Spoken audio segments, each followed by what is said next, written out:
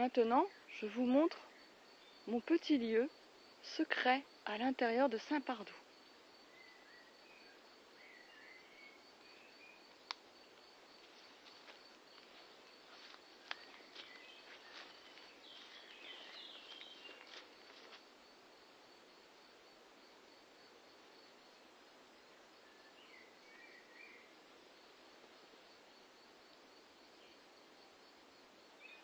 Là, il y a le lacet du petit cours d'eau.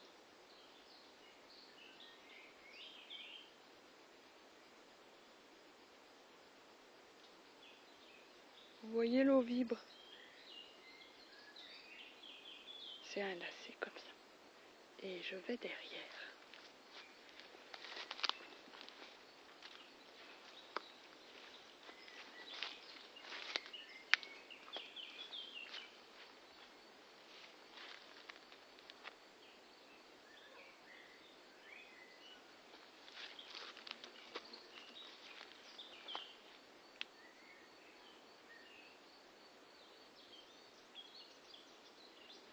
C'est derrière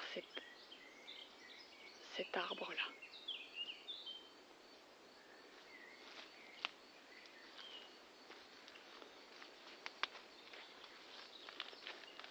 Quand je passe ici, je peux voir encore le cours d'eau.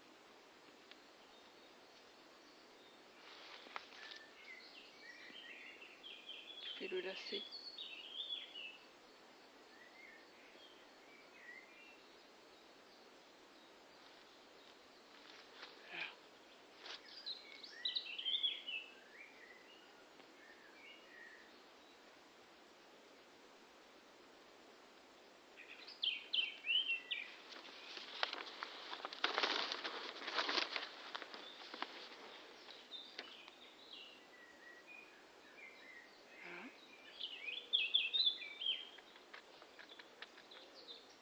Voici la branche sur laquelle je m'assois.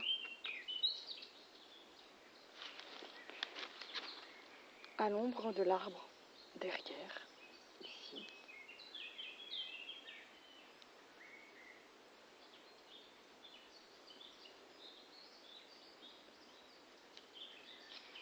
Le renard, c'est là que je l'ai vu hier.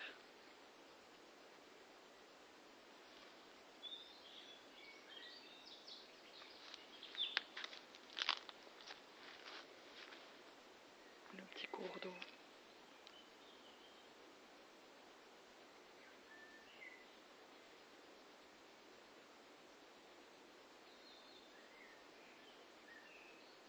C'est Saint-Pardoux ici. Et à Aubigny-sur-Ner, il y a Sainte-Montaine. Il y avait toute une histoire, un miracle avec l'eau. Aubigny-sur-Ner, c'est aussi dans le Cher. Et l'église d'Aubigny-sur-Ner, c'est aussi Saint-Martin d'Aubigny-sur-Ner. C'est là que mes parents se sont mariés, quand j'avais 3 mois dans les entrailles de ma mère.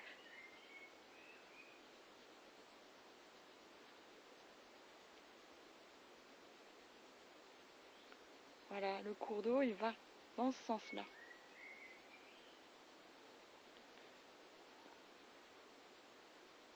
Et après, il tourne à droite, ce que je vous ai montré précédemment.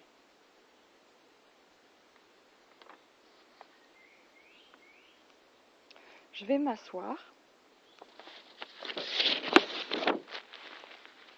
et je vais vous lire l'homélie du jour du Père Armand.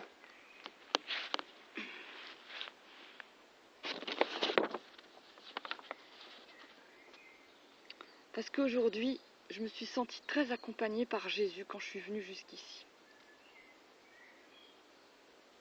La prière du chapelet a été très habitée par sa présence.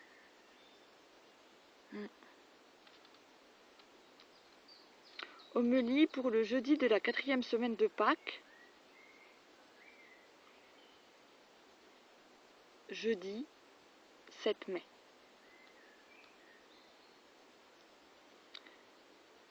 Actes des apôtres 13, versets 13 à 25. Évangile de Jean 13, versets 16 à 20.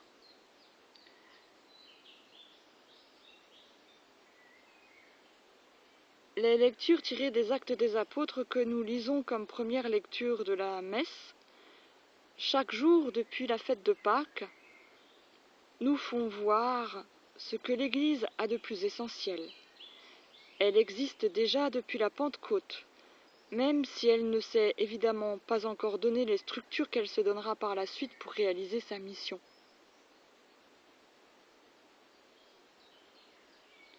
Il n'est pas encore question d'un sacerdoce ordonné qui apparaîtra plus tard, ni d'organisation en diocèse avec des évêques à leur tête, ni de structure centralisée, ni de concile gardien de l'orthodoxie. Tout cela viendra plus tard et aura évidemment son importance.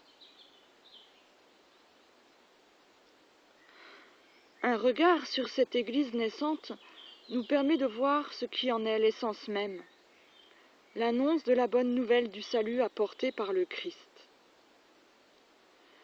Cette annonce est faite spontanément par tous ceux que Jésus a explicitement envoyés, mais aussi par tous ceux qui ont reçu ce message des premiers témoins.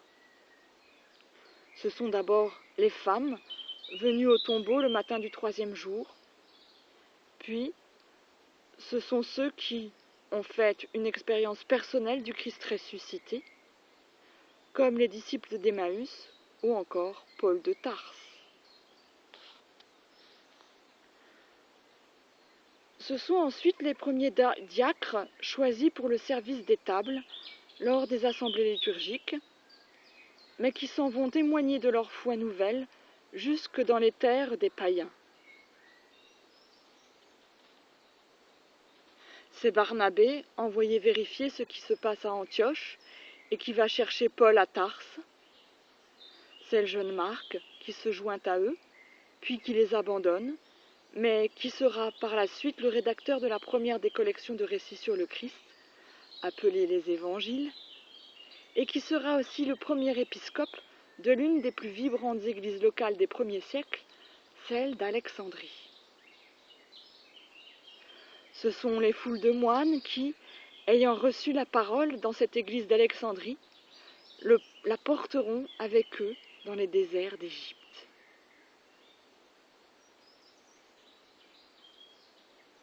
Et là, nous pensons à Saint Pacôme, dont c'est bientôt la fête, le 15 mai. Je rajoute ceci en aparté. De cette époque, plusieurs paient de leur sang leur fidélité à témoigner de ce qu'ils ont vu et entendu. Par la suite, l'Église se donnera une structure hiérarchique et cléricale qui lui permettra de réaliser sa mission durant les siècles qui suivront et à travers l'univers entier.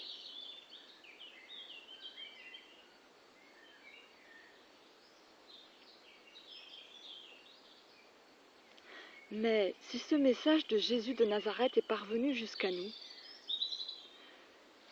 c'est en premier lieu à travers la multitude des croyants qui,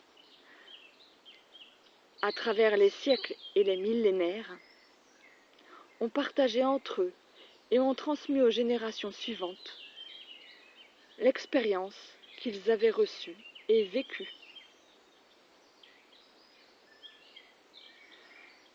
À nous tous de continuer cette mission, ayant tous été appelés au moment de notre baptême, nous avons tous été envoyés.